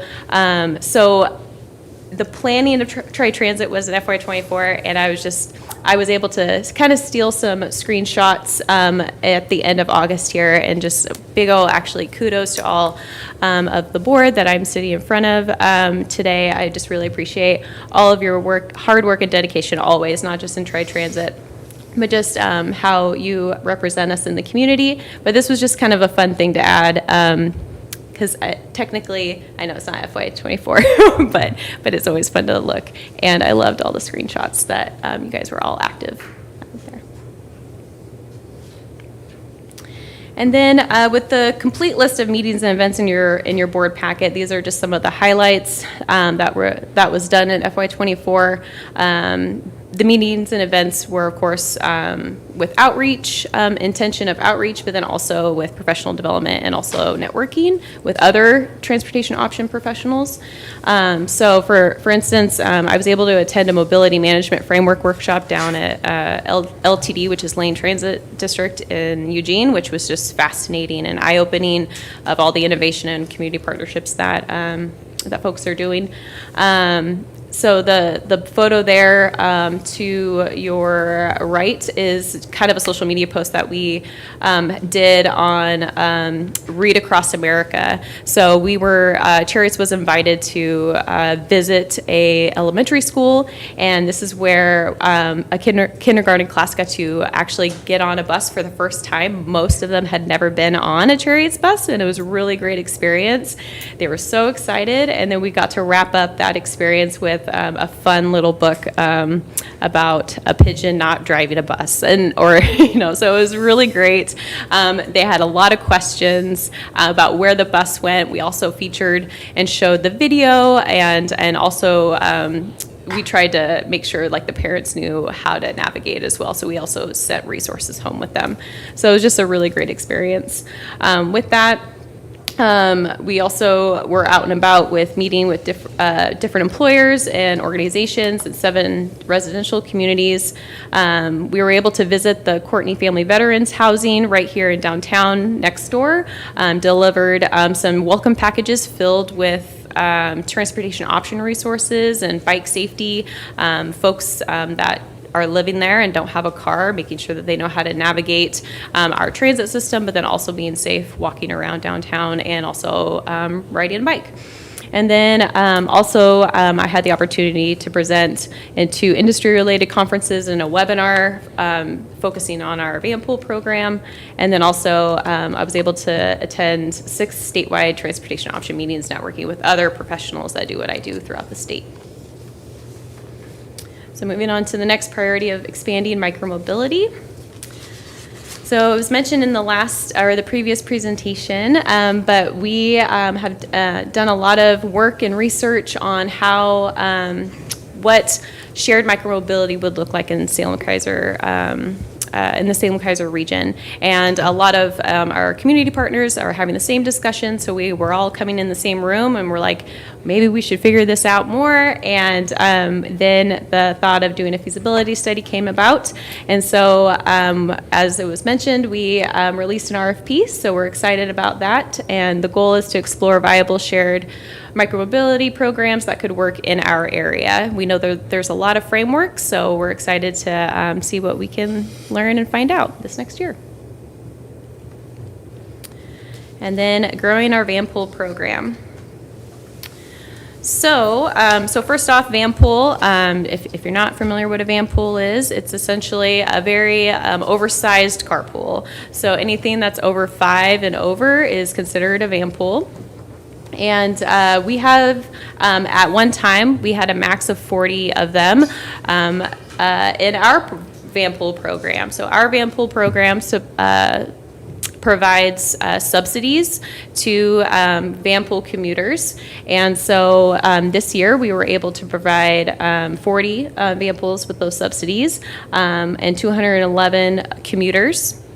So an average one-way trip for one of our van pools here in the Willamette Valley was 28 miles. So that's one-way trip. So from their starting point to their destination, their work site. We had a total of 84,902 trips in our van pool program. And then our average occupancy rate was 62%. So that meaning, at one or every day, how many folks were in the vans at one time. So we always know that there was at least 62%. So here's just a quick breakdown of our of the industry sectors that we serve. We have 17 vans that are commuting to an agriculture organization or company. We have 12 federal vans, 8 manufacturing, 2 military, and 1 government. And just kind of and all of these vans also receive subsidies. And just kind of from a survey, we were also able to find out that 22 of our vans are filled with folks that speak English as a second language. So the last couple of years, especially since the pandemic, our van pool vendor and myself have really kind of re-looked at our outreach and making sure that we have a full equity lens and making sure that we're approaching different sectors, because pre-pandemic it was very much it was typical for like a 9 to 5, 8 to 5 job, and now that's actually not so much the case anymore. So it's been a real shift, and it's been great to see how many people we're able to serve. And this is just kind of a journey map for the writer. So here, so say that you have an interested employer that, or interested group of employees that want to start a van pool, and they're like, oh, come to our work site and talk about van pool. So these are called commuter connection meetings. So the van pool vendor and myself will go to these work sites and we'll have a conversation, whether it's like a brown bag lunch or just like kind of like an all staff meeting. And we'll have these kind of breakout sessions actually with employees that all kind of live in the same area, because typically, if they're employees or coworkers together, they're commuting to the same place typically. So we're really intentional with kind of that planning ahead of time, have these commuter connection meetings, having them kind of at the same table or in the same space of folks that they could ride in a van with already. And then they decide if they want to try it out. So then we assign a vehicle and try to figure out the size of it, because based on the vehicle and the size of the van pool, it just depends on comfort level and what they would like to move forward with. We create a custom schedule, a good schedule that's efficient, and whether it's with a meeting place or folks can pick up on the way from their house, and then they start commuting with confidence, which is what we always want. And then that's when they can reap the benefits of van pool and saving all the money. And then from the survey results, I just was able to kind of capture some really great quotes that I thought I would share. So some feedback from our writers in the van pool program. I think the vans are an excellent program. Thank you so much.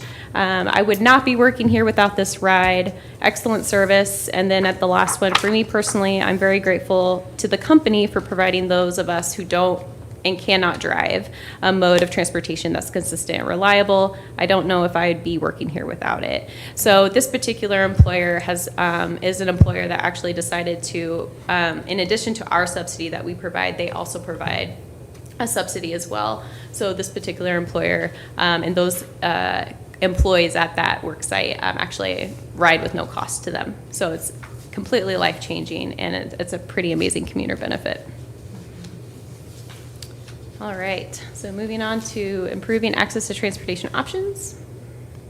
All right, so our Group Pass program, talking about commuter benefits. So Group Pass is a program where employers and then also residential communities or different organizations can actually provide their groups of people, whether it's employees or students or residents, a transit benefit. And so this last year, excited that we're fully integrated in UMO as of February of this last year. So really excited. It has just been the data that we're able to see just with ridership and access. It's just been so wonderful, and even just distribution. So we're able to actually have these like commuter reports for the employers as well, so they know the impact and what they're investing in. So yes, so UMO's been a game changer for the Group Pass program, and excited about that. So since February, we're able to provide 1,239 rides for our folks here that are enrolled. And then with that as well, we're always continuing to kind of research just different innovations with transit pass programs. There's a lot out there, a lot of different transit agencies are trying different things, so always trying to figure out what we could do and Cherriotize it and what would make sense for our community, because not one size fits all, but also that's again where we really depend on our community partners and really trying to make sure that we find the need and see how we can fill that gap. All right, so Get There. Okay.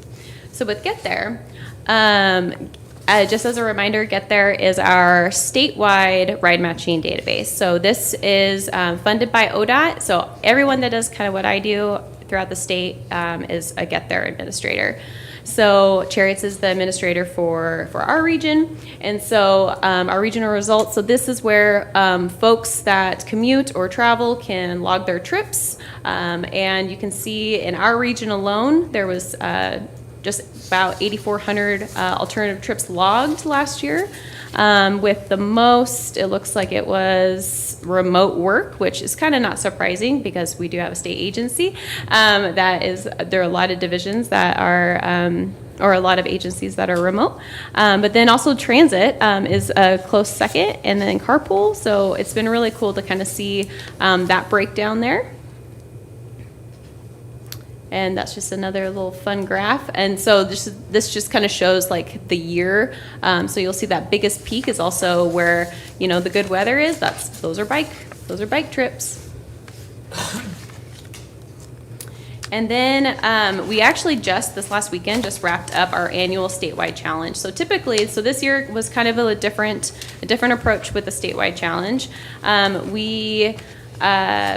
It's typically in October, and we decided as a state for September because September 22nd is International Car Free Day. So that was kind of the theme for this year. So Get There Car Free Challenge. And you'll notice that there's some handouts which is so exciting. So I mentioned that the challenge had just wrapped up this last weekend. So as of this morning, I was able to pull some data because yesterday was the last day that folks were able to retroactively log their trips, just in case they're busy. They're busy on a Sunday. They weren't able to log their trips, so we were able to kind of have that buffer. So Wednesday was the last day for them to retroactively log their trips. So in your regional handout, you'll see that just in that week alone in our region, there was about 1,300 alternative trips logged last week alone, with the most logged being transit. Walking is a close second, and I believe remote coming in third.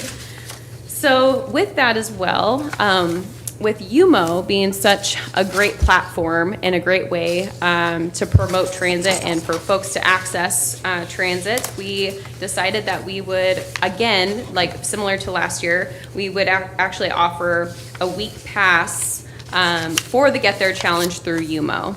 So what folks did, we did quite a few outreach events and worksite events, and so happy to report that there were new Get There accounts wise, just last week alone through the Get There Challenge was 116, so that's Get There accounts. But with UMO accounts, there was 227 new UMO accounts just last week. So we're really excited to report that. And out of those passes that were redeemed on UMO, there was 30 redeemed. So we're pretty excited about that. It was a success. And then on the other handout, you'll see that, just a good old little shout out to Cherriots employees. It's a Cherriots handout, and you'll see that our Cherriots employee network has 88 employees in there, 18 being brand new accounts. And our employees alone logged 210 trips with 977 miles. I was pretty proud of our Cherriots family here. We did a lot of transit trips. 38% of all those trips were transit. Walking was a close second because, again, all trips, whether you're commuting or walking to lunch, it all counted. And then we also have carpool coming in third. So shout out to the Cherriots employees that participated because I was really excited about that. And then moving on to, or looking ahead to FY25. I've talked a lot tonight, so I'll wrap it up. So with that, a big priority that we're so excited for this next year is to complete the shared micromobility feasibility study and what we learned from that and what we, and the next steps for that as well.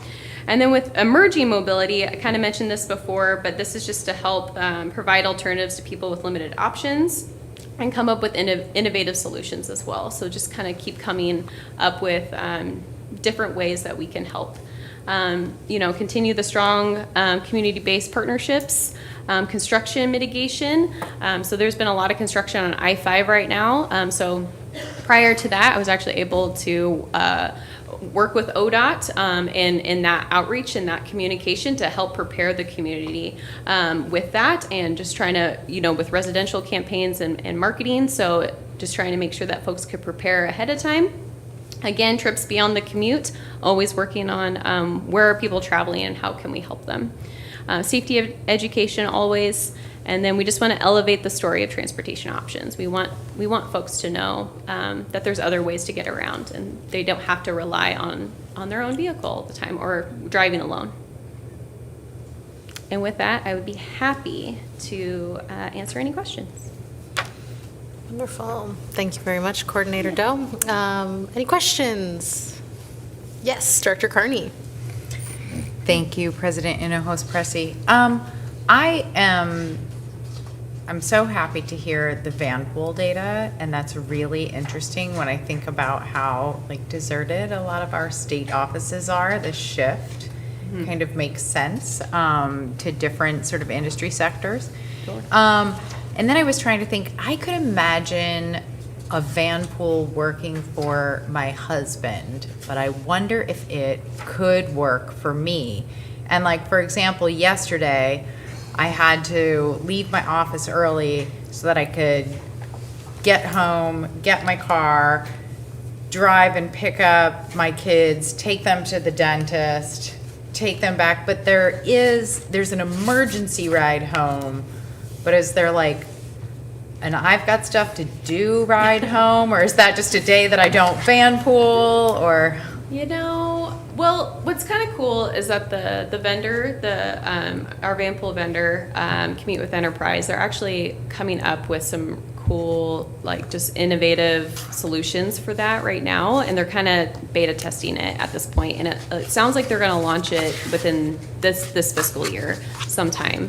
But it's going to be a little bit more on demand. So for folks that maybe have that you're looking ahead and you're like, oh, this Wednesday is not going to be a good day. And so therefore you can actually opt out and then it won't charge you. So you can actually opt in. So there's that little bit more of a custom, you can kind of control it a little bit more. So it's opt in and on demand. I'm not sure about the, you van pool there, and then if you're able, I have a dentist appointment, I'm not entirely sure, but at least with this, you're able to actually kind of think ahead and be like, okay, well, I'm not spending money on here because I'm going to save it for when I'm actually using it too. Mm-hmm. So it's kind of, it works well for that compressed week that a lot of employers are allowing their employees to do. So yeah, that's fantastic. That kind of flexibility is really helpful, and maybe it would. Maybe I could start van pooling that last mile that I ride my bike.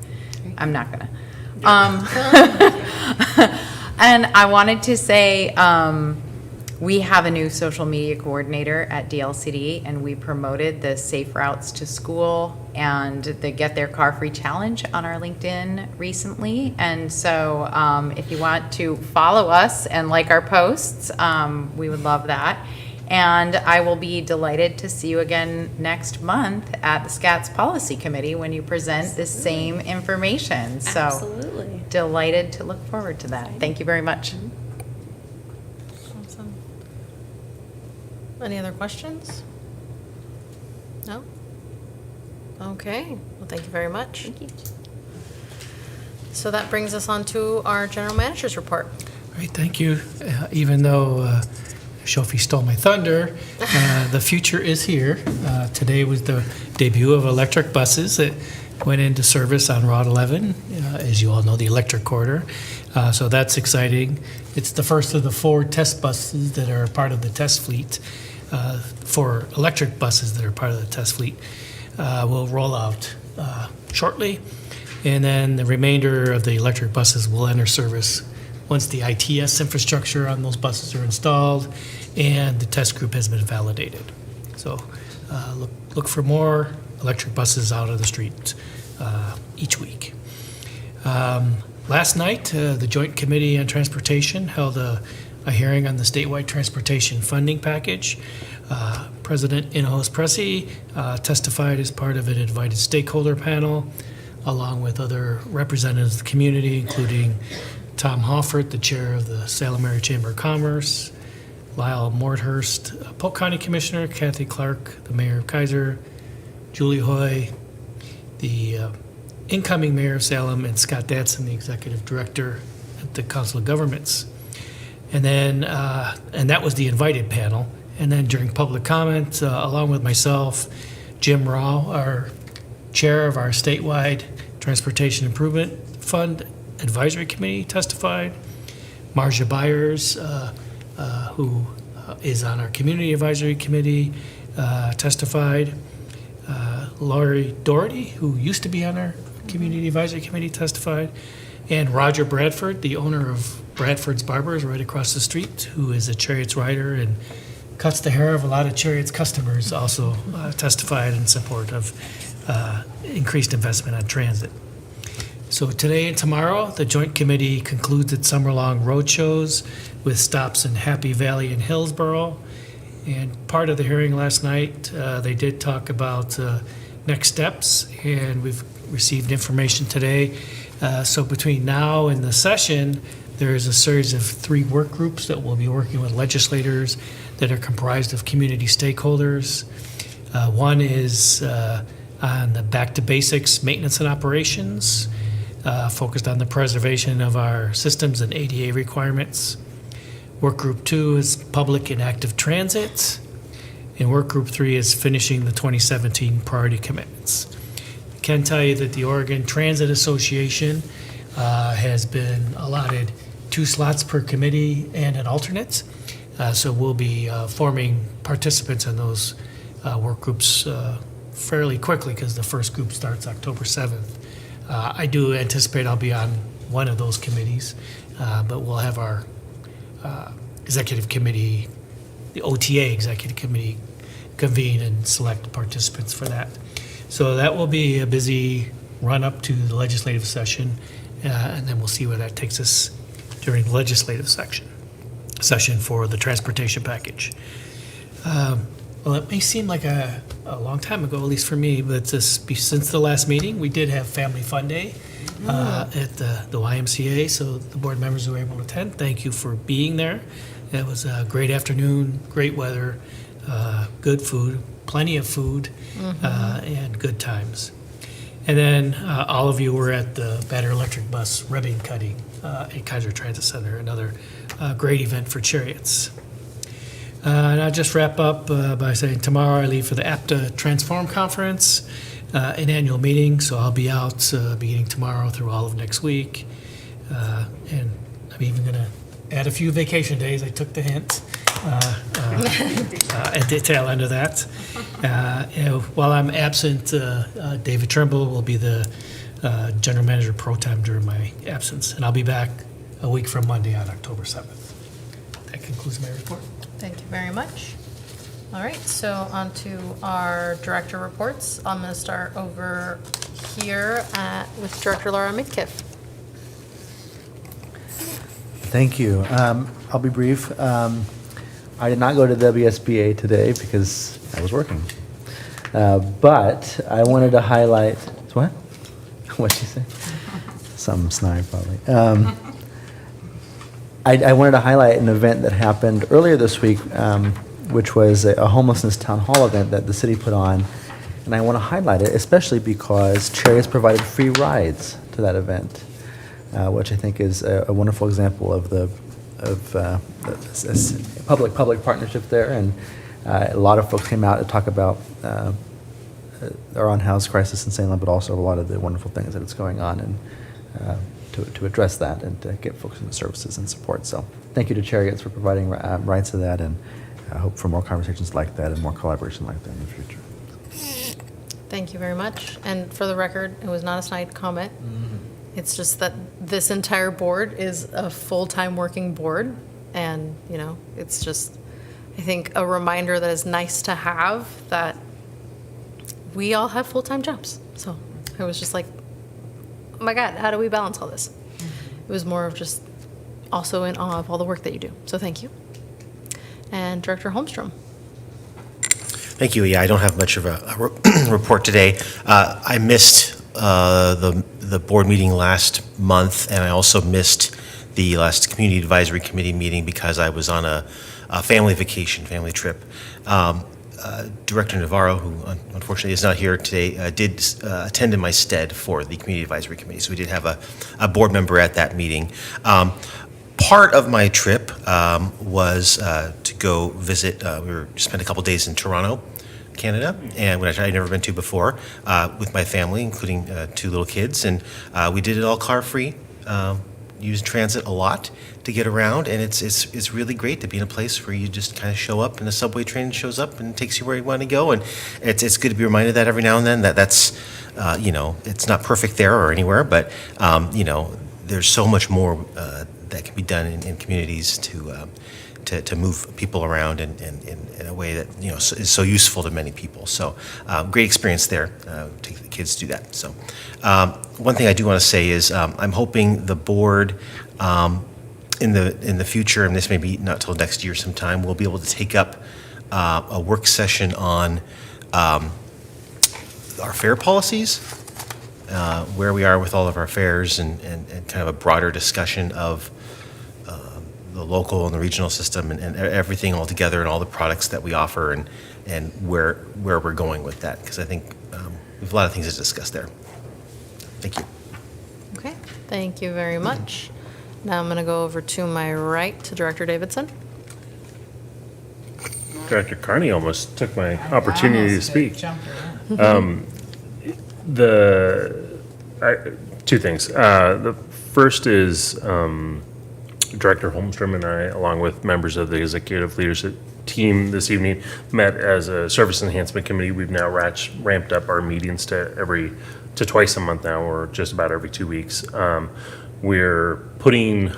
We're getting a lot more information and details on what things might look like, and we intend to present that information to you all as a board in November. So really looking forward to both the presentation of that information and our recommendation, as well as hopefully a robust dialogue on that.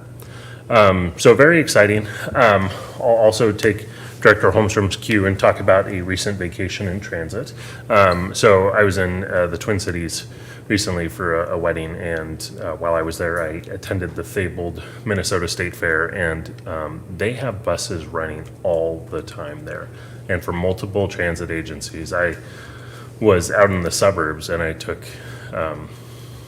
what I imagine is more of a commuter-focused transit agency, and they had buses leaving every 15 minutes on a Friday, just going straight to the state fair. And they were coach buses, and there was long lines at this transit center of people waiting to hop on the bus to go to the state fair. Now, the Minnesota State Fair is magnitudes larger than anything we're used to here in the Pacific Northwest, but it was very, very interesting to see kind of how they operate under the hood. They were really good at customer service. they handed out little, the cutest thing I thought was they had a, what do you call it? It's a container that you put ice and cold things in. A cooler? A cooler, yes. They had a cooler that was in the shape and design of their bus. And then they were handing out water, which is why they had a cooler. It wasn't just to show off the bus. But that concludes my trip report and board report. Thank you. Thank you very much. Director Carney? Thank you, President Hinojos Pressy, but did they have a cake in the No- shape no of a cake, bus? no. Yeah, well, And that cake lit up. yeah. I don't know about the coolers, but we've got light up cakes. I have no family vacations to report. But just 2 days ago, though it seems like it could have been a decade with all the other things going on in my life right now, the SCATS Policy Committee met on the 24th. We adopted the Metropolitan Transportation Safety Action Plan, and there was, I think, some really good dialogue around the different recommendations in the Transportation Safety Action Plan. One need that was called forward by policy committee members was kind of ongoing education for people that are sharing the road. There, I think, was a time in Oregon, I didn't learn to drive here, so wasn't aware of this, but that there was driver education classes, and those are now eliminated from curriculums, and it's sort of like a pay for service that you can take advantage of if you have the means to do so. So we talked about sort of that diminished resource in terms of driver education and sort of road sharing education, and the route that, or the role that Safe Routes to School can play in kind of educating folks on, or children in that case, on how we use the road, how to share the road, what the rules of the road are. And I wondered aloud for that group if we shouldn't have some kind of an ongoing education test, you know, like we get continuing education credits for a lot of professional certifications, but there's none for driving. And the laws change and are updated, and I think people could use a refresher on what those are. And I also recommended that we submit comments on the state Transportation Safety Action Plan, which will be coming up as a revision as a group.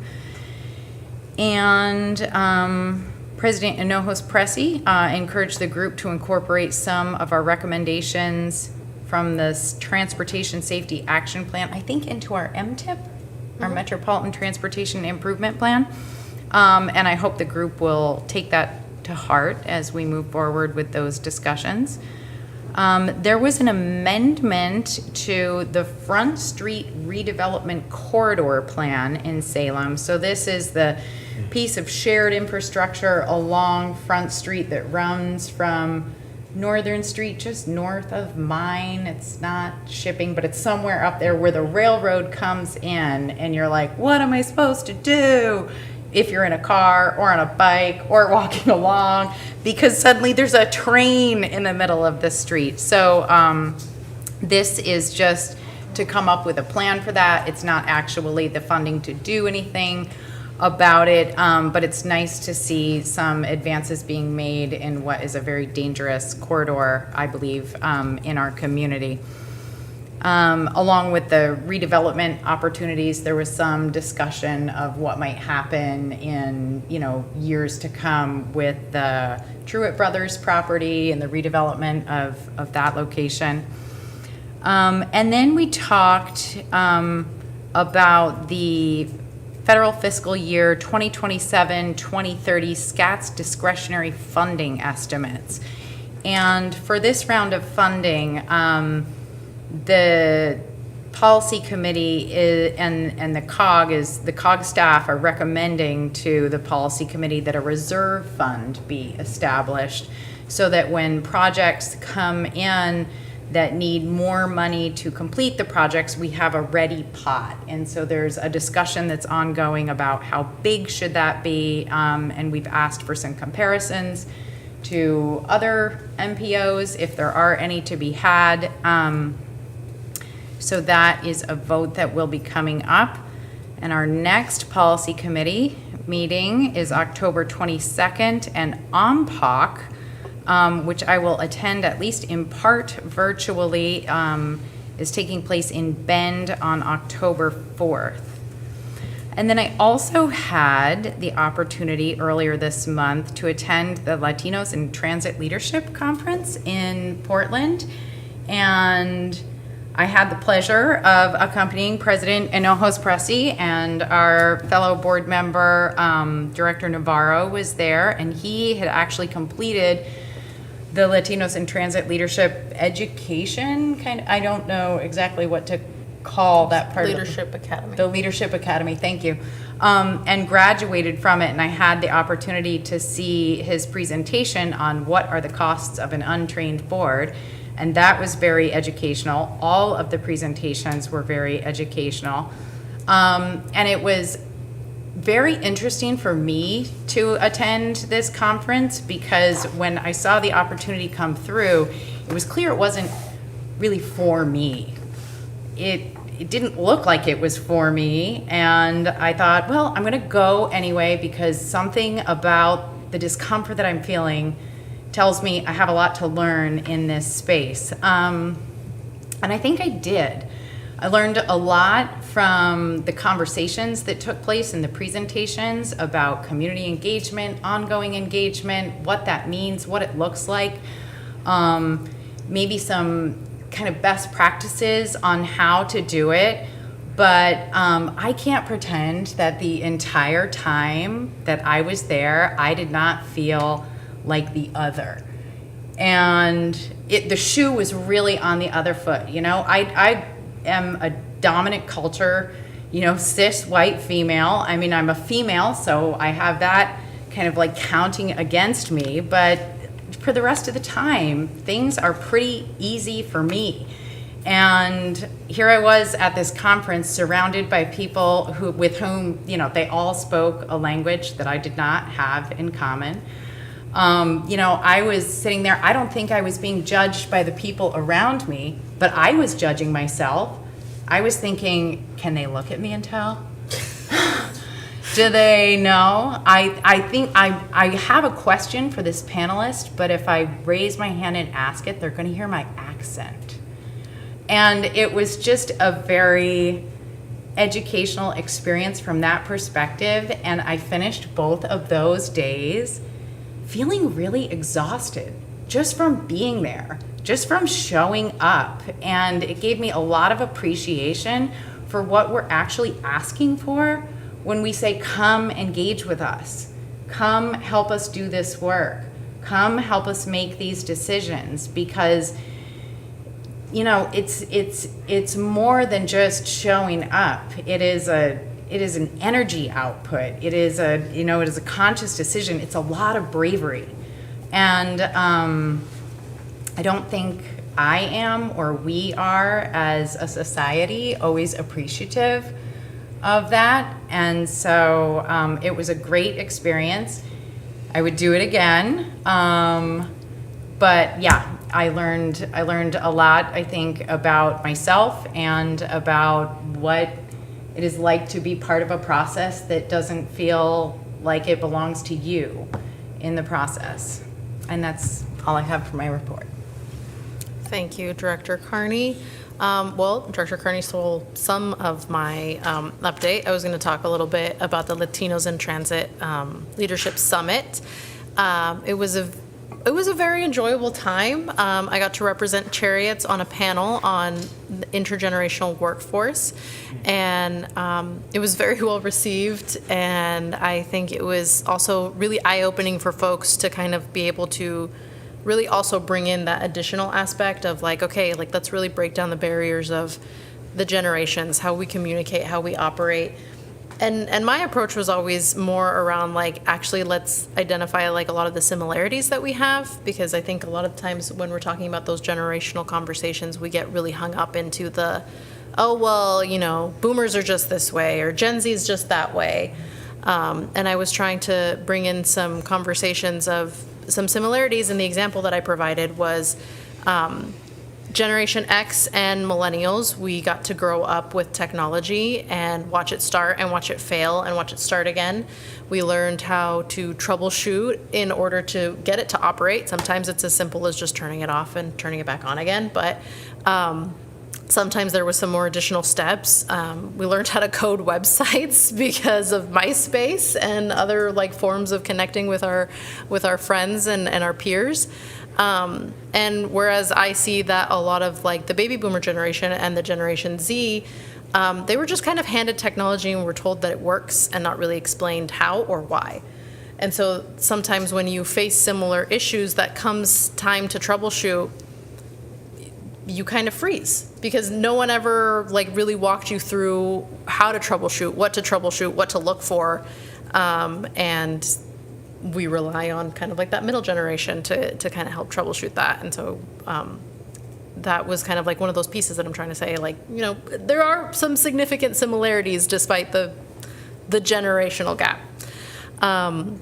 I also got to participate on Director Navarro's leadership presentation, and we actually have like a full-fledged document with recommendations and processes on how to formalize like a training for the board. And, you know, it was presented to everyone at the Leadership Summit, and so there's something that kind of puts us in a step forward of having this more broad training that boards either appointed like we are, or the person that Director Navarro was working with was from an elected board, and they found that that didn't really matter.